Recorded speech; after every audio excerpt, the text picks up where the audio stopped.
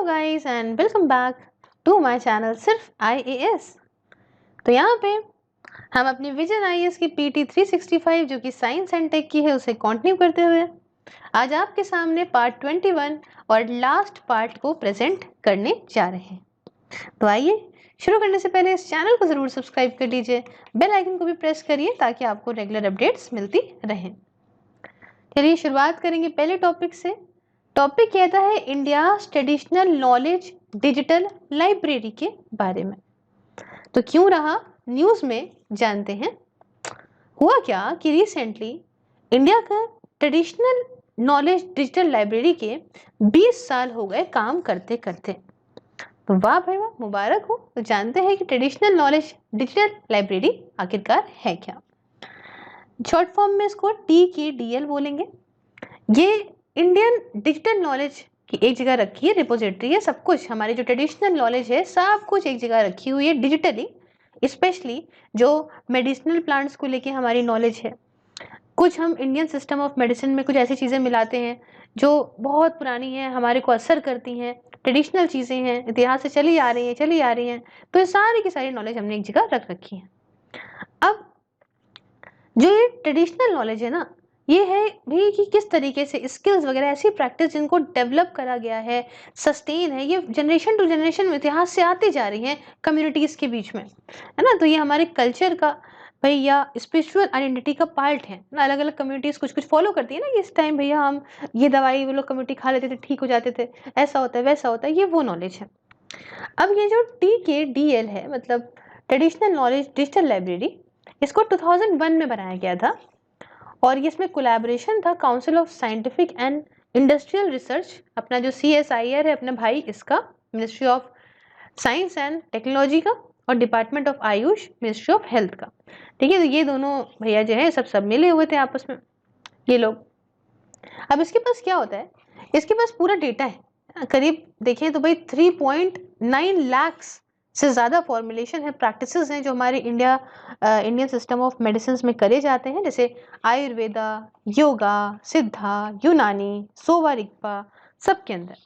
और ये सारे के सारे डिजिटल फॉर्म में है, डिजिटल फॉर्मेट में है, और ये 5 लैंग्वेजेस में भी अवेलेबल है। एक आपकी इंग्लिश है, दूसरी आपकी जर्मन है, तीसरी आपकी फ्रेंच है, चौथी आपकी जापानीज है, और आखिरी में स्पेनिश भी है। अब इसमें क्या है कि देखिए, इसका मामला ये है कि ये प्रिवेंट करे misappropriation of countries traditional medicinal knowledge at international patent offices by preventing the granting of patents for products developed utilising Indian traditional knowledge. फिर समझिए कि ये यहाँ पे इस चीज़ को प्रिवेंट करता है कि जो हमारे देश की ट्रेडिशनल मेडिसिनल नॉलेज है, ठीक है, वो इंटरनेशनल पेटेंट ऑफिसर में ऑफिसर्स में मिस अप्रोप्रिएट ना हो कि भैया देखो पेटेंट्स नहीं देने देंगे ऐसे किसी भी प्रोडक्ट्स को जो हमारी ट्रेडिशनल नॉलेज का यूज़ करके बनाए गए हैं। अब डेटा अवेलेबल सिर्फ और सिर्फ पेटेंट एग्जामिनर्स को है, जो आपके TKDL एक्सेस है इनके पास में, है ना। ये नॉन डिस्क्लोजर एग्रीमेंट है और सिर्फ इन्हीं लोगों को डेटा इसका मिल सकता है। बढ़ते हैं नेक्स्ट टॉपिक की तरफ। टॉपिक कहता है इंडियन पर्सनालिटीज जो कि न्यूज में रही, जैसे कि पहले रहे हमारे CV रमन जी। क्यों रहे समझते हैं। तो रिसेंटली चंद्रशेखर वेंकटका रमन, CV रमन, इनको याद करा गया इनकी 50th डेथ एनिवर्सरी पे, जो कि 21 नवंबर 2020 को हुई थी। अब भाई क्या जानते हैं, थोड़ा समझते हैं इन CV रमन जी के बारे में। इनका जन्म तिरुचिरापल्ली तमिलनाडु के अंदर हुआ। इन्होंने एक सिविल सर्वेंट के तौर पे काम किया इंडियन फाइनेंस डिपार्टमेंट में कैलकाटा के अंदर। इन्होंने इंडियन जर्नल ऑफ फिजिक्स को भी यहाँ पे फाउंड करा, 1926 में इसके फाउंडर थे। इंडियन एकेडमी ऑफ साइंस को भी इन्होंने 1933 में फाउंड करा, और यहाँ पे रमन इंस्टीट्यूट ऑफ रिसर्च भी बनाया बैंगलोर में 1948 में। इनको नोबेल प्राइज फॉर फिजिक्स से सराहा गया था 1930 में, क्योंकि इन्होंने रमन इफेक्ट की डिस्कवरी करी थी, और भारत रत्न भी इनको मिला 1954 में। रमन इफेक्ट तो जानते हैं ना कितना फेमस रहा था, इसके लिए इनको नोबेल प्राइज दिया गया था फिजिक्स में। अब इंडिया ने यहाँ पे सेलिब्रेट करा नेशनल साइंस डे 28 फरवरी को, हर साल सेलिब्रेट करती है ताकि जो रमन इफेक्ट की डिस्कवरी हुई थी ना 1928 में, उसको बार बार याद करे, उसी के लिए ये सेलिब्रेट करती है नेशनल साइंस डे हमारी इंडिया। अब बात आती है कि फिजिक्स में सीवी रमन जी ने क्या क्या कॉन्ट्रीब्यूशन दिए। तो पहली चीज तो रमन इफेक्ट हो गया, रमन स्कैटरिंग भी कहते हैं। तो ये बात कुछ बच्चों 1922 की है, जब इन्होंने अपना जो वर्क है ये मॉलिक्यूलर डिफ्रैक्शन ऑफ लाइट को लेके ये पब्लिश किया था, जो अल्टीमेटली डिस्कवरी बन गया बाद में भाई, जो अल्टीमेटली लीड करा कि भाई डिस्कवरी हुई रमन इफेक्ट की। कब हुई? 1928 में हो गई। अब थोड़ा सा और डीप चीजों को समझते हैं। अब देखिए, जो लाइट है, लाइट के अंदर कुछ पार्टिकल्स होते हैं जिन्हें हम लोग फोटॉन्स बोलते हैं। क्या बोलते हैं? फोटॉन्स बोलते हैं। जिनकी एनर्जी जो होती है, इन फोटॉन्स की एनर्जी ये डायरेक्टली प्रोपोर्शनल होती है फ्रीक्वेंसी के, जिस स्पीड से ये, मतलब जिस फ्रीक्वेंसी से ये चल रहे होते हैं, ट्रैवल कर रहे होते हैं। ठीक है, तो इनकी एनर्जी डायरेक्टली प्रोपोर्शनल इसी से होती है, मतलब इनकी एनर्जी ज्यादा तो फ्रीक्वेंसी ज्यादा। अब ये जब मॉलिक्यूल्स को स्ट्राइक करते हैं किसी भी मीडियम पे, किसी भी मीडियम के मॉलिक्यूल्स को जब पार्ट से स्ट्राइक करेंगे ये हाई स्पीड में, तो ये क्या होता है कि ये बाउंस बैक हो जाते हैं। क्या हो जाता है? ये बाउंस बैक हो जाते हैं और ये फैल जाते हैं डिफरेंट डिफरेंट डायरेक्शन में। डिपेंड करता है कि किस एंगल से इन्होंने मॉलिक्यूल को हिट करा है, और इसी को ही भैया इन्होंने नाम क्या दे दिया? इन्होंने दे दिया रमन इफेक्ट का नाम। अब डे लाइट जो होती है, ठीक है, डे लाइट इंटरेक्ट करती है गैसेस के साथ में, जो कि हमारे अर्थ के एटमॉस्फेयर में है ना। अर्थ के एटमॉस्फेयर में गैसेस है ना, तो डे लाइट जब उससे लड़ती है उन गैसेस से, तो ये यहाँ पे स्कैटर होती है, फैलती है, instead of coming back straight to our eyes. मतलब ये फैल जाएगी, वापस से अपनी आंख में वापस आपकी नहीं आ जाएगी, है ना। अब सन से जो आई, वो सन से आपने देखी तो भर से आपकी आंख में नहीं आई, वो रमन इफेक्ट की वजह से ये देखिए फैल गई, इसको इन्होंने नाम दिया है। और ब्लू लाइट जो है वो सबसे ज्यादा स्कैटर करती है। इसका मतलब ये कि हमारी जो आंखें हैं, for from all over with in the sky, दस स्काई अपीयर्स ब्लू। अभी क्या है कि ब्लू लाइट सबसे ज्यादा स्कैटर करती है। अब हमारी आंखों पे जैसे मान लो ब्लू लाइट पड़ी, तो यहाँ पे क्या सीन हो रहा है कि स्कैटर कर गई है वापस से। तो स्कैटर करने में इसलिए हमें पूरा आसमान जो है वो नीला दिखता है ना, क्योंकि ब्लू लाइट सबसे ज्यादा करती है। और येलो और रेड लाइट ये सबसे कम स्कैटर करती है। इसीलिए देखिए हम कभी कभी जो है येलो सन देख पाते हैं, बस कभी कभी क्या हम येलो सन देख पाते हैं, इसीलिए कि स्कैटर इतनी नहीं करती। जनरली रेड सन भी देख लेते हैं, क्यों? क्योंकि रेड और येलो कलर जो है, ये वाली लाइट जो है ये स्कैटर इतना ज्यादा नहीं करती, लीस्ट स्कैटर करती है। फिर इन्होंने जो दूसरा हमें कंट्रीब्यूशन दिया वो था भाई रमन स्पेक्ट्रोस्कोपी का। ये क्या है? ये हमें और अच्छे समझने में मदद करती है कि स्ट्रक्चर के अंदर क्या क्या होता है, कॉम्पोजिशन ऑफ स्ट्रक्चर को समझने में मदद करती है। क्रिस्टेलोग्राफिक ओरिएंटेशन जो किसी सैंपल की हो, क्रिस्टेलोग्राफिक मतलब क्रिस्टल के फॉर्म में, और यहाँ पे चेंज जो कि वाइब्रेशनल फ्रीक्वेंसी का होता है केमिकल बॉन्ड के अंदर इन रमन इफेक्ट, इन सबको समझने में मदद करती है। अब समझो कैसे कैसे। यहाँ पे पहली चीज कि बहुत सारी अलग अलग फील्ड्स में इसका यूज करते हैं, जहाँ पे non destructive, microscopic, chemical analysis या इमेजिंग की जरूरत होती है, तो वहां पे इसका यूज करेंगे। दूसरी चीज, ये इंफॉर्मेशन बहुत ही आसानी से और बहुत ही जल्दी दे देती है। ये यहाँ पे यूज करी जा सकती है रैपिडली कैरेक्टराइज करने के लिए कि किसमें कितना कॉम्पोजिशन है, केमिकल कॉम्पोजिशन है, क्या स्ट्रक्चर है किसी भी सैंपल का, सब बता देगी। चाहे वो सॉलिड हो, चाहे वो लिक्विड हो, चाहे वो गैस हो, चाहे वो कोई जेल हो, चाहे वो स्लरी हो या पाउडर हो, कुछ भी हो, सबका बता देगी फटाफट से क्या कॉम्बिनेशन है केमिकली और क्या स्ट्रक्चर है सैंपल का। अब उसके बाद रमन स्पेक्ट्रोस्कोपी जो है, इसको यूज पता है कहाँ किया गया था? यूज किया गया क्या था कि मैन्युफैक्चरिंग प्रोसेस जो है इसे ध्यान रखे, इसे मॉनिटर कर सके। किसका मैन्युफैक्चर? पेट्रोकेमिकल का और फार्मास्यूटिकल इंडस्ट्रीज का। इसको और भी जगह पे यूज करते हैं, मेडिकेशन में यूज करते हैं, रिसर्च लिविंग सेल्स के, उसके बाद टिश्यूज के, या इवन कैंसर को डिटेक्ट करने में भी, है ना। While not inflicting damage, damage नहीं हो रहा, बढ़िया, कैंसर को भी डिटेक्ट करती है। स्कैटरिंग बाय ओशन, अब इसमें क्या है कि इन्होंने प्रिज्म का यूज करा, है ना। एक छोटा सा ऑप्टिकल इंस्ट्रूमेंट है और ऑप्टिकल डिवाइस है, रिव्यू करता है स्काई को एंड देयरफॉर ओशन को भी। और इन्होंने देखा कि ओशन जो है वो भी स्कैटर करते हैं लाइट को, और इसकी वजह से क्या हुआ? This led to oppose the view of Lord Rayleigh, जिन्होंने कहा था कि जो सी का कलर होता है ये सोली मिरर्ड इमेज है सी स्काई के कलर की। इन्होंने क्या कहा था लॉर्ड रेले ने कि जो स्काई का कलर है ये मिरर्ड इमेज पड़ती है, ये सी के कलर वही सेम होता है। लेकिन नहीं, इन्होंने ये बात कही ऐसा नहीं है, ओशन में भी यहाँ पे स्कैटरिंग होती है लाइट की। चलिए, इन्होंने काफी कुछ हमारे लिए किया है। फिर सेकेंड एक बहुत इंपॉर्टेंट पर्सनैलिटी के बारे में बात करेंगे, डॉक्टर विक्रम साराभाई। क्यों रहे न्यूज में, समझते हैं। देखिए, रिसेंटली मून क्रेटर है ना, मून के अंदर एक क्रेटर देखा गया जिसे कैप्चर किसने किया है, चंद्रयान 2 ने किया है। उसका नाम इन्होंने भाई विक्रम साराभाई के नाम पे रख दिया, जिसे कहा साराभाई क्रेटर। तो इसीलिए इतने इंपॉर्टेंट पर्सनालिटी हैं। तो क्या है, कौन है साराभाई, थोड़ा समझते हैं। जन्म हुआ अहमदाबाद में 1919 में।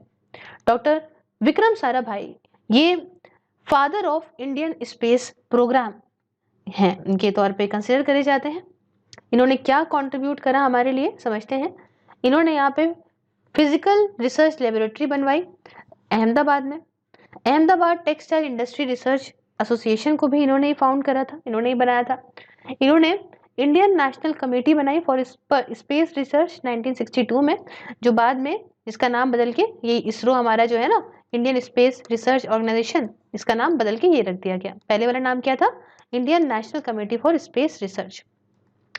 इन्होंने Thumba equatorial rocket launching station Thiruvananthapuram में सेट करा और बाद में इसका नाम विक्रम साराभाई स्पेस सेंटर रख दिया गया। एक मेजर रोल इनका ये है Indian institute of management Ahmedabad को बनाने में भी। अब कोई दूसरे इंस्टीट्यूशन जो इनके द्वारा एस्टैब्लिश करे गए हैं, पहला है कम्युनिटी साइंस सेंटर अहमदाबाद में है, दर्पण academy for performing arts Ahmedabad में है, इन्होंने इनकी बीवी के साथ मिलकर जो है सेटअप किया था। फिर आया स्पेस एप्लीकेशन सेंटर, ये भी अहमदाबाद में है। उसके बाद फास्टर ब्रीडिंग टेस्ट रिएक्टर और Kalpakkam electronics corporation of India limited Hyderabad के अंदर, ये भी इन्होंने एस्टैब्लिश किया था। बाकी variable energy cyclotron project Calcutta के अंदर, और आखिरी में uranium corporation of India limited Jaduguda Bihar के अंदर। तो देख रहे हैं काफी ज्यादा इंपॉर्टेंट ये पर्सनैलिटी इसी के साथ बन जाते हैं। अब जब डेथ हो गई थी होमी बाबा की, आप जानते हैं ये काफी जो है फिजिसिस्ट थे होमी बाबा हमारे, 1966 में इनकी डेथ हुई थी ना। तो इनकी डेथ के बाद साराभाई को atomic energy commission of India का चेयरमैन भी बना दिया गया था। और इन्हों जो हमारे होमी बाबा थे, उनका काम ये आगे लेके गए न्यूक्लियर रिसर्च के फील्ड में। साराभाई को देखिए इन्होंने क्या करा, इन्होंने न्यूक्लियर इंडिया की न्यूक्लियर पावर प्लांट का डेवलपमेंट किया। इन्होंने हमारे यहाँ कैसे डेवलपमेंट हो सकता है न्यूक्लियर टेक्नोलॉजी का, इसके फाउंडेशंस रखे है ना। डिफेंस पर्पस के लिए हम खुद अपने यहाँ न्यूक्लियर टेक्नोलॉजी को डेवलप करें, इसके लिए इन्होंने बहुत काम किया। इनको बहुत सारे अवार्ड्स दिए गए हैं। पहला शांति स्वरूप भटनागर अवार्ड 1962 में इनको मिला। पद्म भूषण अवार्ड 1966 में इनको मिला। पद्म विभूषण पोस्ट थॉमस, ये मतलब जो मरणोपरांत मिलता है, 1972 में इनको ये मिला। 1973 में एक क्रेटर जो कि मून के ऊपर मिला था, उसको भी इन्हीं का नाम दे दिया गया था। और लैंडर जो चंद्रयान 2 का है ना, इंडिया का सेकंड मिशन रहा था ना मून का, तो लैंडर का नाम विक्रम रखा था ना, तो इन्हीं पे रखा था ऑनर करने के लिए डॉक्टर विक्रम साराभाई को। तो काफी अच्छी पर्सनैलिटी, इनके बारे में हमने डीप में डिस्कस करा। फिर बात करते हैं श्रीनिवास रामानुजन के बारे में। क्या है खबर, थोड़ा समझते हैं।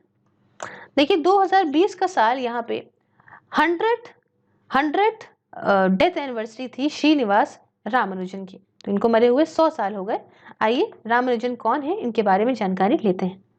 देखिए श्रीनिवास रामानुजन का जन्म 22 दिसंबर 1887 22 दिसंबर 1887 में हुआ था। एक टाउन का नाम था इरोद, ये तमिलनाडु में पड़ता है। इनकी बर्थ एनिवर्सरी जो 22 दिसंबर को होती है, ये नेशनल मैथमेटिक्स डे के नाम से मनाई जाती है, ताकि जो भी इन्होंने इतने जाने माने लेजेंडरी मैथमेटिशियन थे, तो इनकी अचीवमेंट्स को ऑनर करने के लिए हम इस दिन नेशनल मैथमेटिक्स डे मनाते हैं। इन्होंने अपनी डिग्री कैम्ब्रिज से पाई थी 1916 में, और ये फिर यहाँ पे गए थे। कई सारे इन्होंने ब्रिलियंट पेपर्स भी अपने सब्जेक्ट के ऊपर पब्लिश करे इनके प्रोफेसर की मदद से, जिनका नाम था G.H. हार्डी, है ना। ये ट्रिनिटी कॉलेज के प्रोफेसर थे कैम्ब्रिज यूनिवर्सिटी के अंदर। तो ये समझ रहे हैं काफी ज्यादा पढ़े लिखे ये थे। रामानुजन को लंदन मैथमेटिकल सोसाइटी में इलेक्ट करा गया था 1917 में, और उसके बाद इनको एक इलेक्ट करा गया एक fellow of the royal society के तौर पे भी, क्योंकि इन्होंने इतना बढ़िया काम कर दिया था ना इलिप्टिक फंक्शंस और थ्योरी ऑफ नंबर्स की फील्ड में, बहुत बढ़िया इन्होंने काम किया था, इसलिए इनको fellow of the royal society के अंदर भी इलेक्ट करा गया था। ये ऐसे पहले इंडियन थे जिनको fellow of the Trinity college के अंदर इलेक्ट करा गया है, तो समझ आइए कितने ज़्यादा अच्छे हो गए, कितने ज़्यादा अक्लमंद हो गए। रामानुजन बहुत ही अपनी जवानी में ही इनकी डेथ हो गई थी, 32 ईयर्स के ही थे बेचारे, तभी तक इतना अचीवमेंट कर लिया। सोचिए हेल्थ इनकी थोड़ी ख़राब हो गई थी और इनका जो डेथ हुई वो 26 अप्रैल 1920 में हो गई थी। अब ये बात कुछ 1976 की है, जब जॉर्ज ई एंड्रयू ने यहाँ पे रामानुजन के नोट्स को पा लिया, है ना, हैंड रिटन नोट्स थे इनके, और इनके कुछ आखिरी सालों में इंग्लैंड के जो थे नोट्स, इनके नोट्स को पा लिया। और प्रोफेसर एंड्रयू ने मिल के यहाँ पे ब्रूस सी बर्नलैंड के साथ में ये इन्होंने सब कुछ कंपाइल कर दिया, जितना भी कंटेंट था इनकी लॉस्ट नोटबुक का, इनको यहाँ पे 5 वॉल्यूम की बुक यहाँ पे निकाल दी, और जिसका इंटाइटल रखा रामानुजन लॉस्ट नोटबुक। समझ रहे हैं कितनी बढ़िया रही होगी कि ढूंढ ढूंढ के लोग यहाँ देख रहे हैं।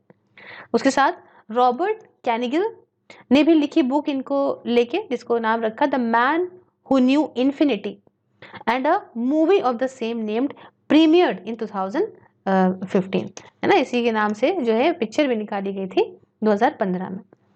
तो बहुत ही जाने मानी पर्सनैलिटी, बहुत ही अच्छा लगा इनके बारे में सुन के। अब रामानुजन जी के कुछ काम के बारे में भी डिस्कस कर लेते हैं। तो रामानुजन जी ने बहुत सारे कंट्रीब्यूशन दिए हैं मैथमेटिकल कॉन्सेप्ट में, जैसे कि infinite series, continued fractions, number theory, mathematical analysis, सब कुछ इन्होंने काफ़ी अच्छे कंट्रीब्यूशन हाइपर जियोमेट्रिक सीरीज में भी दिए हैं, रेमन सीरीज में दिए हैं, एलिप्टिक इंटीग्रल्स में दिए हैं, थ्योरी ऑफ डाइवर्जेंट सीरीज में दिए हैं, functional equations of the zeta function में दिए हैं। समझ लीजिए इस उम्र के पहले इन्होंने कितना कुछ कर दिया जो आज तक याद करे जा रहे हैं। इन्होंने रीइंट्रोड्यूस करा था समेशन को 1918 में, जो अभी रामानुजन सम के नाम से जाना जाता है, और करेंटली इसको सिग्नल प्रोसेसिंग में यूज करते हैं, मतलब एनालाइज करने के लिए, मॉडिफाई करने के लिए, तो चेंज करने के लिए, सिंथेसाइज करने के लिए जो पीरियोडिकली रेपिटेटिव सिग्नल्स होते हैं, जैसे कि स्पीच, म्यूजिक, डीएनए सीक्वेंस वगैरह, तो कितना इंपॉर्टेंट हो गया ये। इनके फेमस लेटर में जो इन्होंने हार्डी को लिखा था 1919 में, इन्होंने मॉक थीटा फंक्शंस की बात करी थी, जो आज भी यूज करे जाते हैं स्ट्रिंग थ्योरी में, थियोरेटिकल फिजिक्स के अंदर। इन्होंने बहुत सारा काम करा मॉड्यूलर फंक्शंस में भी, है ना, जो प्रॉपर्टीज जो ब्लैक होल्स की है ना, जो एस्ट्रोफिजिस्ट जो ब्लैक होल की प्रॉपर्टीज पता लगाते हैं, उसमें मॉड्यूलर फंक्शन का भी काफी काम होता है, और इन्होंने इसके लिए भी काफी काम करा। इन्होंने हार्डी रामानुजन नंबर 1729, ये इसके लिए बहुत ही फेमस है, ये रामानुजन नंबर है, हार्डी रामानुजन नंबर है 1729, इसको डिस्कवर करा था। ये सबसे स्मॉलेस्ट ऐसा नंबर है जिसको एक्सप्रेस करा जा सकता है as a sum of 2 cubes in 2 different ways. अब ये दो क्यूब्स का सम है, 2 डिफरेंट वेज में इसको कराया सकते हैं। देखो कैसे, 1729 है इक्वल्स टू 1 क्यूब प्लस 12 का क्यूब इक्वल्स टू 9 का क्यूब प्लस 10 का क्यूब। ठीक है, तो इसके लिए काफी ज्यादा इनको ये जाने जाते हैं। इतनी बात समझ में आई आपको इनके बारे में। तो एक और बहुत ही अच्छी पर्सनैलिटी के बारे में हमने पढ़ा। अब कुछ दूसरी इंपॉर्टेंट न्यूज के बारे में भी आइए जान लेते हैं। सबसे पहले हम विंटर डीजल की बात करेंगे। तो विंटर डीजल एक स्पेशलाइज्ड फ्यूल है जिसे इंडियन ऑयल कॉर्पोरेट लिमिटेड ने सिर्फ हाई एल्टीट्यूड के जो रीजन है ना, जैसे लद्दाख वगैरह, इसके लिए ये लेकर आया है, जहाँ पे बहुत कम टेम्परेचर होता है। और ये डीजल जो है, ये नॉर्मल वाला जो होता है ना, ऑर्डिनरी डीजल, ये उस उतने कम टेम्परेचर में यूज नहीं हो पाता, तो इसलिए ये विंटर डीजल लाया गया। किसने लाया, याद रखिएगा, इंडियन ऑयल कॉर्पोरेशन लिमिटेड ने। अब फायदे क्या होंगे इस विंटर डीजल के, इसमें एडिटिव जो है, ताकि इसकी विस्कोसिटी कम रहे, तो ये ठंडक में भी चलेगा ना, और टेम्परेचर चाहे -30 डिग्री सेल्सियस का क्यों ना हो, तब भी ये काम करेगा, तब भी ये बढ़िया जो है यूज में आएगा। उसके साथ हायर सीटीन रेटिंग है, मतलब सीटीन रेटिंग का मतलब होता है ऐसा इंडिकेटर जिसमें कंबक्शन स्पीड डीजल की और और कंप्रेशन की जरूरत होती है फॉर इग्निशन, मतलब स्पीड बढ़िया डीजल की हो और साथ में जो जितनी भी जरूरत पड़ती है ना चलाने में बाइक को, ये वो इंडिकेटर होता है। उसके बाद मतलब ये फटाफट से चला देगा गाड़ी को, मतलब बाइक को क्या, गाड़ी को। लोअर सल्फर कंटेंट है, इससे क्या है, इससे जो है इंजन्स के ऊपर कोई ऐसा डिपॉजिट नहीं होगा, अच्छी तरीके से परफॉर्मेंस चलेगी, इनकी सल्फर ज़्यादा नहीं है इसके अंदर। लो पोर पॉइंट है, मतलब यहाँ पे temperature below which liquid loses it flow character, तो मतलब ऐसा टेम्परेचर जिसके नीचे लिक्विड जो है लिक्विड नहीं रह जाता, अपने बहने का कैरेक्टर उसका जो है वो खत्म हो जाता है, तो इसे बोलते हैं पोर पॉइंट। तो ये पोर पॉइंट बहुत कम है, ये -33 डिग्री सेल्सियस का है, तो आराम से कोई दिक्कत नहीं है, चलने दो भैया, कोई दिक्कत नहीं है। अब रेगुलर डीजल की विपरीत ये फ्री है फ्रॉम पैराफिन वैक्स। ये पैराफिन वैक्स जानते हैं क्या होता है? ये एक सॉफ्ट कलरलेस सॉलिड होता है जो पेट्रोलियम से निकलता है, कोल से निकलता है, ऑयल शेल से निकलता है ना, इसके अंदर मिक्सचर होता है हाइड्रोकार्बन मॉलिक्यूल्स का, और ये आप कह सकते हो between 20 to 40 carbon atoms something इसके अंदर होते हैं। खैर इसके अंदर ये नहीं होता है, ये समझ लीजिए। उसके बाद आती है ग्रीन क्रैकर्स की। तो green crackers do not contain band chemicals. Green crackers के अंदर ऐसे केमिकल नहीं है जो बैन है, जैसे लिथियम, आर्सेनिक, बेरियम और लेड। इनको सेफ वाटर रिलीजर कहते हैं, मतलब स्वास के नाम से शॉर्ट फॉर्म में, सेफ थर्माइट क्रैकर मतलब स्टार के नाम से, और सेफ मिनिमल एल्यूमिनियम मतलब सफल के नाम से। तो अगर आपसे कोई कहे कि स्वास, स्टार और सफल क्या है, तो आप कह दीजिएगा ये ग्रीन क्रैकर्स है। ये वाटर वेपर को रिलीज करते हैं, मतलब डस्ट पार्टिकल्स बहुत ऊपर जा ही नहीं पाते, और इस तरह से बनाए गए हैं कि जो पर्टिकुलेट मैटर पोल्यूशन है 30% तक कम करेंगे। अब रेगुलर क्रैकर्स क्या करते हैं, बहुत बड़ी मात्रा में कूड़ा मतलब फैलाएंगे, है ना, उसके साथ फटेंगे तो बहुत आवाज भी आती है, 160 डेसिबल की आवाज आती है। लेकिन जो ग्रीन क्रैकर्स हैं इनका एमिशन रेट सिर्फ 110 से लेके 125 डेसिबल तक ही होता है। डेवलप किसने किया है? National environmental and engineering research institute NEERI ने किया है, मतलब एक council of scientific and industrial research lab के द्वारा किया गया है। अब QR कोड जो है ग्रीन क्रैकर पैकेजेस के ऊपर, ये कंज्यूमर को भी मदद करेंगे कि आप फटाफट से स्कैन करिए और देख लीजिए क्या है मामला। उसके बाद वेनेडियम की बात करते हैं। ये क्या है?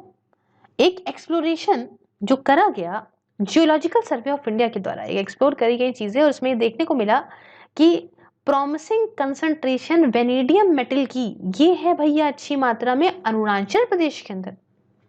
क्या होता है ये वेनेडियम? ये एक प्योर फॉर्म है सॉफ्ट ग्रे और डक्टाइल एलिमेंट का, जो निकाला जाता है माइंड आयरन ओर से, कार्बोनियस शेल से, या फाइलाइट से, या स्टील स्लैग से। ठीक है भैया। अब ये डक्टाइल इसका ट्रांजिशन मेटल है, मतलब इसका मतलब है इसको यूज भी बहुत अच्छे से कर सकते हैं, इसमें नेचुरल रेजिस्टेंस होगा, एक कोरोजन मतलब इसको इसमें कोई दिक्कत नहीं, कोरोजन नहीं होगा, स्टेबिलिटी होगी अल्कलीज, एसिड, सॉल्ट वाटर के अगेंस्ट, तो बढ़िया, कोई दिक्कत नहीं है, इसको आराम से जो चाहो बना लो। और वेनेडियम ये जो है इसमें एटॉमिक नंबर जो है वो 23 है इसका, है ना, और एटॉमिक सिंबल इसका V है। इंडिया काफ़ी ज़्यादा कह लो कि इम्पोर्टेंट कंज्यूमर है इस वेनेडियम का, बट प्रोड्यूस नहीं कर पाता है, प्राइमरी प्रोड्यूसर नहीं है इसका, प्रोड्यूस कर लेता है ना, प्राइमरी प्रोड्यूसर नहीं है इस मेटल का। और चाइना ये लार्जेस्ट प्रोड्यूसर भी है और कंज्यूमर भी है, चाइना तो जाओ ना करे वो मुसीबत है। इंडिया के अंदर जो लार्जेस्ट रिजर्व है वेनेडियम का, ये कर्नाटका के अंदर देखने को मिलता है, उसके बाद महाराष्ट्र और फिर उड़ीसा में देखने को मिलता है। नेक्स्ट टॉपिक की तरफ बढ़ते हैं। टॉपिक कहता है इमर्जिंग टेक्नोलॉजीज इनिशिएटिव, ETI।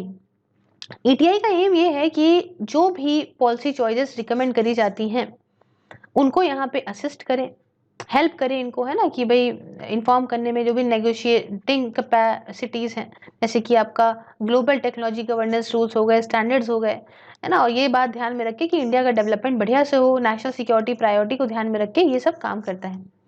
अब इमर्जिंग टेक्नोलॉजीज के पास देखिए इतना पोटेंशियल होता है कि बहुत सारे ऐसे जो अभी एग्जिस्टिंग इंडस्ट्रीज हैं उनको डिस्टर्ब कर सके, और सिग्निफिकेंटली एम्प्लॉयमेंट पे भी इम्पैक्ट पड़ सकता है, सिक्योरिटी पे भी पड़ सकता है, सोशल इक्विटी भी पड़ सकता है, ग्लोबल रिलेशन में पड़ सकता है। जैसे मान लो कि artificial intelligence, blockchain, quantum technology, इससे क्या होगा, बहुत सारा ऐसा है ना जो अभी जो सारी इंडस्ट्री चल रही है उसमें दिक्कतें आ सकती है। मान लो कि अगर ऐसा कुछ हो गया, सब कुछ रोबोट चलाने लगे, तो एम्प्लॉयमेंट में दिक्कत हो जाएगी ना, सिक्योरिटी की भी दिक्कत है ना। तो ऐसी ये सारी चीजें होती हैं जो इमर्जिंग टेक्नोलॉजीज के कुछ चीजें इम्पैक्ट डालती हैं। पार्टनर्स क्या है इस इमर्जिंग टेक्नोलॉजी इनिशिएटिव में? Office of the principal scientific adviser, new emerging and scientific technology division जो कि मिनिस्ट्री ऑफ एक्सटर्नल अफेयर्स के अंदर है, साइंस पॉलिसी फोरम भी।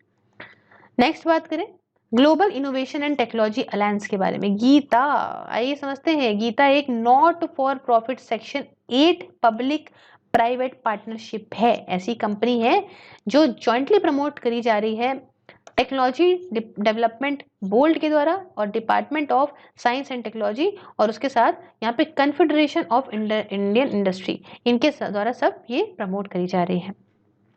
गीता एक कैटलिस्ट का काम करेगी, मतलब ये फटाफट से इनोवेशन को और बढ़ाएगी, इंडस्ट्रियल रिसर्च एंड डेवलपमेंट को और बढ़ाएगी। कैसे? बायलैटरल एकेडमिक, इंडस्ट्री और गवर्नमेंट का कोलैबोरेशन करके, मतलब इन लोग को साथ मिला के। फिर बात करेंगे वैश्विक भारतीय वैज्ञानिक समिट, जिसे वैभव समिट बोलते हैं। एम ये है कि हम ऐसा मैकेनिज्म बनाएंगे जिसमें पूरा इंडियन डायस्पोरा, जो अलग अलग बड़ी बड़ी बाहर की जो यूनिवर्सिटीज में रिसर्च एंड ऑर्गेनाइजेशन, मतलब रिसर्च एंड डेवलपमेंट के ऑर्गेनाइजेशन में जो काम कर रहा है पूरे वर्ल्ड में, उसे इन्वॉल्व करेंगे ताकि यहाँ पे हमारे जो इंडियन रिसर्च और एकेडमिक इंस्टीट्यूशंस हैं उनकी नॉलेज और ज्यादा बढ़ा सकें। इसे ऑर्गेनाइज करा जाएगा department of science and technology and defence research and development organisation के द्वारा। फिर नेक्स्ट आता है यहाँ पे national mission on interdisciplinary cyber physical system. क्या है ये? देखो भाई, शॉर्ट फॉर्म में NMICPS बोलेंगे। ये टेक्नोलॉजी इनोवेशन हब है IIT दिल्ली के अंदर, जो कि आपका NMICPS के अंदर इसको एस्टैब्लिश करा गया था। देखिए, मामला ये है कि एक टेक्नोलॉजी इनोवेशन हब जो कि IIT दिल्ली के अंदर है ना, वो उसके अंदर ये इसको एस्टैब्लिश किया गया। देखिए, इसके भी अंदर इसको एस्टैब्लिश किया गया है। इसका एम ये है कि हम ऐसा एकदम स्ट्रॉन्ग फाउंडेशन रखें जिससे हमारा ऐसा इकोसिस्टम बने जो कि साइबर फिजिकल सिस्टम हो, है ना, उसकी ऐसी टेक्नोलॉजीज के लिए ऐसे सिस्टम बने। कैसे बनाएंगे अब इसको? यहाँ पे पूरे नेशन वाइज एफर्ट्स को एक साथ ला के कोऑर्डिनेट करके, जैसे नॉलेज जनरेशन बढ़िया हो, human resource development, research, technology, production development, product development, innovation, commercialisation, सब कुछ एक साथ ला के इम्प्लीमेंट कर रहा है department of science and technology. Next बात आती है लैब ग्रोन मीट की। ये बड़ा इंटरेस्टिंग है, समझिएगा। हुआ क्या कि एक सिंगापुर की जो फूड एजेंसी है ना, इसने कह दिया कि ठीक, जो लैब ग्रोन मीट है ना, लैब में उगाया मतलब बनाया गया मीट जो है, इसे आप बेचो, आराम से बेचो, पूरे मार्केट में बेचो। और ये पहला ऐसा टाइम था जब ये कल्चर मीट, जिसे मतलब लैब ग्रोन मीट कहते हैं, इसने कहा, इसको क्लियरेंस मिल गई कि आप पूरे वर्ल्ड में इसको जहां चाहो वहां बेचो। लो भाई वाह, ये क्या है? अब लैब ग्रोन या कल्चर मीट यहाँ पे इसमें कैसे बनता है? इसमें क्या होता है कि जो साइंटिस्ट होते हैं ना, साइंटिस्ट स्टेम सेल का यूज करते हैं। अब स्टेम सेल का यूज क्या करते हैं? स्टेम सेल का यूज करते हैं मीट को बनाने में। जानवरों को नहीं काटते, स्टेम सेल का यूज करते हैं। तो आप कहोगे स्टेम सेल क्या है जिनका यूज करके मीट बना दे रहे हैं? देखिए, यही बिल्डिंग ब्लॉक्स हैं सेल के और टिश्यूज के भी। और एक बार इसमें अमीनो एसिड डाला, कार्बोहाइड्रेट डाले, तो ये जो मसल सेल है ये मल्टीप्लाई होने लग जाएंगे और ये अपने आप लैब के अंदर ग्रो होने लगेंगे। एक बार मसल फाइबर ग्रो होने लग गई तो क्या होगा कि आर्टिफिशियली मीट बन जाएगा, जो एक्चुअल मीट की तरह देखने में भी लगता है, खाने में भी लगता है, न्यूट्रिएंट प्रोफाइल में भी लगता है और टेक्सचर में भी लगता है। अब देखिए, ये जो लैब ग्रोन मीट है ना, ये प्लांट बेस्ड मीट से अलग होते हैं। क्यों? क्योंकि जो प्लांट बेस्ड मीट होते हैं ना, ये प्लांट के रिसोर्सेज से बनते हैं, जैसे कि सोया हो गया, पी प्रोटीन हो गया। वाइल जो ये लैब ग्रोन कल्चर मीट है, ये डायरेक्टली जो है वो सेल से बना लिए जाते हैं लेबोरेटरी के अंदर। काफी इंटरेस्टिंग रहा है ये।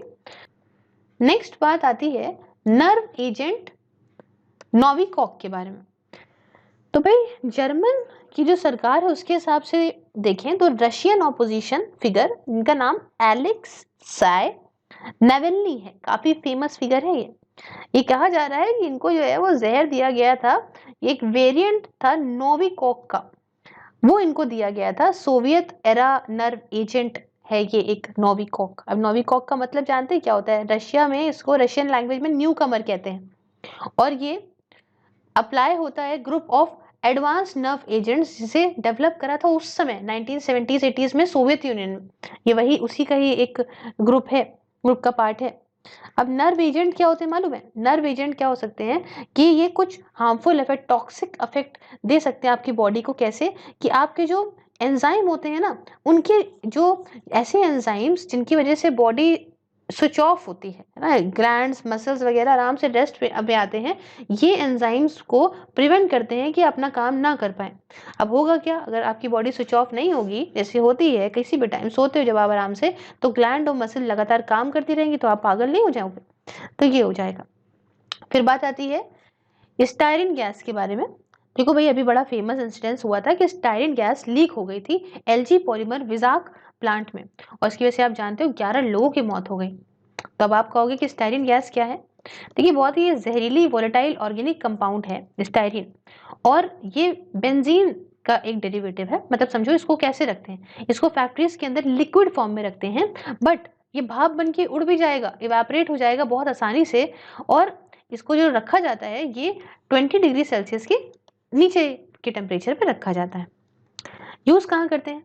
लेटेक्स को बनाने में, सिंथेटिक रबर को बनाने में, प्लास्टिक पैकेजिंग में, या डिस्पोजेबल कप्स में, या इंटरमीडिएट है ये इसका बनाने में, आपका जो आपका इको पॉलीमर्स वगैरह होते हैं ना, उनको बनाने के लिए, और बहुत सारी और चीज़ों को बनाने के लिए भी। ये आपको जो स्टायरीन है, ये जो व्हीकल का धुआं होता है ना, इसमें मिल जाएगा, सिगरेट के धुएं में मिल जाएगा, नेचुरल फूड जैसे कि फ्रूट्स हो गए या वेजिटेबल्स हो गए, इसके अंदर भी मिलता है। और ये काफी खतरनाक है, इसको पता है हजार्डियस हजार्डियस सब्सटेंस कहा गया है कई सारे एक्ट्स में, कई सारे रूल्स में, जैसे कि hazardous and toxic chemical under manufacture storage and import of hazardous chemicals rules 1989 के अंदर, और hazardous waste management handling and transboundary movement rules 2008 के अंदर, इन दोनों के अंदर इसको हजार्डियस सब्सटेंस का दर्जा दिया गया है। कहा है भैया तुम बहुत खतरनाक हो। अब अगर मान लो कोई बंदा स्टायरीन गैस के एक्सपोजर में आ जाए, उसको यहाँ पे उसमें चला जाए, घुस जाए, तो क्या होगा उसके साथ? तो माइल्ड टू मॉडरेट एक्सपोजर की बात करें तो उसकी नाक में, उसके गले में, उसके रेस्पिरेटरी ट्रैक्ट में कुछ इरिटेशन सी होगी, खांसी आएगी, सांस लेने में तकलीफ होगी, व्हीजिंग साउंड में सी सी सीटी बजेगी, चेस्ट में कुछ हफनी सी लगेगी, ब्रेथलेसनेस होगी, और रेस्पिरेटरी डिस्ट्रेस होगा। सेंट्रल नर्वस सिस्टम में कुछ दिक्कत आएगी, है ना, ब्रेन को अफेक्ट करेगा, सर दर्द हो सकता है, नौसिया, वॉमिटिंग हो जाए, कमजोरी सी लगे, थकान सी लगे, है ना, और चलने में का मन ना करे, बड़ी मुश्किल से चल पाओ, ऐसा लगे दारू पिए टहल रहे हो। अब हाई एक्सपोजर अगर हो गया तो कोमा में भी बंदा जा सकता है, कुछ पल्मोनरी एडमा हो सकता है, मतलब चेस्ट आपका फूल सकता है, इररेगुलर हार्ट बीट हो सकती है। स्किन का एक्सपोजर देखें तो यूजुअली बहुत ही माइल्ड होता है। स्किन इरिटेशन की बात करें तो भाई इसमें डर्माटिसिस, मतलब स्किन भी स्वेलिव हो जाएगी। आंखों पे बताऊं तो इरिटेशन होगी, बर्निंग होगी, बहुत ज़्यादा आंसू निकलेंगे, तो ये सारी दिक्कतें इसमें होती हैं। फिर बात करते हैं बड़ा इंटरेस्टिंग ट्रिनिटी टेस्ट के बारे में। बात इतिहास से उठती है, जुलाई 16 1945 की बात है, जब साइंटिस्ट ने एक गैजेट को टेस्ट करा, और ये वर्ल्ड का पहला एटॉमिक बम था। इस टेस्ट को कहा ट्रिनिटी टेस्ट। बॉम्ब को डेवलप करा गया था यूएस लेड मैनहाटन प्रोजेक्ट के पार्ट के तौर पे। अब इसके बाद मालूम है क्या हुआ? 1 महीने के अंदर ही इन्होंने बड़ा तेजी से दिमाग लगाया था, और वैसे ही एक न्यूक्लियर बॉम्ब बना दिया था, नाम रखा था फैट मैन, और इसको गिरा दिया था जापान की जो शहर है नागासाकी, उसके ऊपर गिरा दिया था। बड़ा फेमस रहा था, जानते हैं एटॉमिक बॉम्ब की वजह ने यूज करा था यूरेनियम का या प्लूटोनियम का, किसका भी करा था, और ये फिजन पे जो है रिलाई कर रहा था, मतलब यहाँ पे एक एटम जब फटता है ऐसे ऐसे करके, इसके फिजन पे ये रिलाई कर रहा था। नेक्स्ट बात आती है मॉशिक की। अब ये एक इंडिजिनियस माइक्रो प्रोसेसर है, मतलब हमारे यहाँ बनाया गया है माइक्रो प्रोसेसर, आईआईटी मद्रास ने बनाया है यहाँ पे। उद्देश्य जानते हैं वही है कि हम जो दूसरी कंट्री पे इतना डिपेंड है ना, वो डिपेंडेंस खत्म हो जाए, और इसका डिजाइन जो नए नए स्टार्टअप हैं वो ले ले, और अपने हिसाब से, अपनी जरूरत के हिसाब से इसमें चेंजेस ले आए। ये जो इतनी तेजी से ना ये इंटरनेट ऑफ थिंग्स के डिवाइस बढ़ रहे हैं ना, इसके लिए बहुत मददगार साबित होगा। हम चाहते हैं स्मार्ट सिटी करें ना डिजिटल इंडिया प्रोजेक्ट के अंदर, तो भाई इसके लिए बहुत मददगार साबित होगा। बात आती है वैग 12 की। ये बड़ा इंटरेस्टिंग चीज है। ये पहला ऐसा 12,000 हॉर्स पावर का इलेक्ट्रिक लोकोमोटिव है जिसे इंडियन रेलवेज ने ऑपरेशनलाइज कर दिया है। बहुत अच्छा। बनाया किसने है? Madhepura electric locomotive private limited, MELPL, Bihar के अंदर है, इसने बनाया है। और ये क्या है MELPL? एक जॉइंट वेंचर है जो कि फ्रेंच रोलिंग स्टॉक मैन्युफैक्चर एल्स्टम और इंडियन रेलवेज के बीच में है। अब इंडिया के इसके साथ इंडिया ऐसी छठी कंट्री बन गया पूरे वर्ल्ड की जिसने हाई हॉर्स पावर लोकोमोटिव को अपने देश के अंदर ही बना लिया। ये यहाँ पे क्या करेगा? इससे फटाफट से एक सेफ तरीके से जो इतना हैवी फ्रेट ट्रेन होती है ना, ये जा सकेंगी। मतलब ये 6000 टन तक का सामान उठा के, और इनकी स्पीड 120 किलोमीटर पर आवर भी रहेगी। और साइंस एंड टेक के आखिरी टॉपिक बताएं तो battery made for nuclear waste. Battery जो है वो न्यूक्लियर वेस्ट से बनी है, वेट फ्रॉम, ठीक है। तो कैलिफोर्निया बेस्ड एक कंपनी है जिसने सेल्फ चार्जिंग बैटरी बना दी। कैसे बनाई? ये ट्रैप करके कार्बन 14 न्यूक्लियर वेस्ट को आर्टिफिशियल डायमंड केस के अंदर। अब ये सुना होगा, ये सुना सुना से लग रहा होगा, कार्बन 14 C14, ये किस लिए काम आता है? एशियन हिस्ट्री में पढ़ाया था ना मैंने इसको। यहाँ पे इसे रेडियो कार्बन भी कहते हैं। ये एक रेडियो एक्टिव आइसोटोप है कार्बन का। इसकी मदद क्या लेते हैं कि किसी भी ऑब्जेक्ट की, है ना, जो आपका लिविंग ऑर्गेनिज्म से ओरिजिनेट हुआ था, उसकी एज बताने में, है ना, जो कार्बन बेस्ड मटेरियल की एज बताने में, ना हम लोग पेड़ वेड़ की एज पता लग करते हैं ना इससे। बैटरी कैसे काम करती है मालूम है? ये इलेक्ट्रिसिटी जनरेट करती है, अपने आप से जनरेट करती है ना, कैसे? इलेक्ट्रॉन्स निकाल के, as a result of radioactive decay. और ये ऐसे फैलता है और डिपॉजिट होता है in the artificial diamond case. और एक बड़ी इंटरेस्टिंग बात है, कंपनी कहती है कि एक बार तुमने बैटरी को चार्ज कर लिया तो ये 28,000 साल तक चलेगी। समझ रहे हो? बहुत ही ज्यादा बढ़िया। तो खत्म होता है ये साइंस एंड टेक। हाथ जोड़े, फिर से रिकॉर्ड करना पड़ा था, आधा गलत हो गया था। चलिए, पसंद आए तो लाइक शेयर सब्सक्राइब कर दीजिएगा। सब कुछ आपके हाथ में, जहाँ चाहे वहाँ फॉलो करें। फेसबुक पे भी देखें इस वीडियो को, सिर्फ आयुष के नाम से पेज है, और ज्वाइन करें मेंबरशिप को ताकि पर्क्स को एंजॉय करें। Thank you so much for discussion. Have a wonderful day. Take care.